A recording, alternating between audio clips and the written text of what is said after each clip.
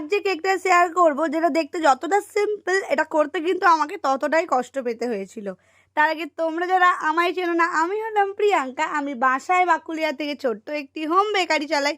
স্ক্রিনে দেওয়া নাম্বারে কল করে তোমরা আমার থেকে কেক অর্ডার করতে পারো। কেকটা বানাতে গিয়ে প্রথম যে সমস্যাটা আমার হয়েছিল সেটা হচ্ছে কারেন্ট চলে গেছে।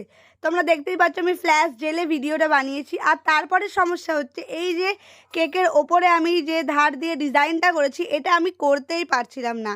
এই নিয়ে আমি মনে হয় 4 নম্বর অ্যাটেম্প্ট নিয়েছিলাম। কেকটা করছি আর নষ্ট করছি, আবার করছি। তারপরে যেমন একটা হয়েছে তেমনই করে দিয়েছিলাম। কারণ যে কাস্টমার ছিল সে কাস্টমার ছিল না, সে ছিল আমার বোনু। তো ওর কোনো ডিমান্ড ছিল না, শুধু বলেছিল আমার এই কেকটা পছন্দ, তুই এমন করে দিবি। আর ডিজাইন এদিক ওদিক হলেও কোনো সমস্যা নেই, যেহেতু বাড়ির কেক। তাই আমি বললাম ঠিক আছে আমি চেষ্টা করবো, কিন্তু এই ওপরের যে ডিজাইনটা এটা আমার দ্বারা হচ্ছিলই না, অনেক স্ট্রাগল করতে হয়েছে। আর তারপরে 3টে রোজ ছিল, 3টে রোজ বসিয়ে কয়েকটা পাতা করে দিয়েছিলাম।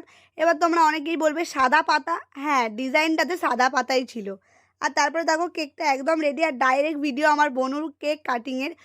তো এই হচ্ছে কেকটার ফাইনাল লুক। আর আমার বোন একদমই ক্যামেরা পছন্দ করে না ক্যামেরার সামনে আসতে, তাই ওর মুখ আমি নিইনি। তো কেমন লাগলো কেকটা তোমাদের অবশ্যই জানিও। আজকের মতো বাই বাই।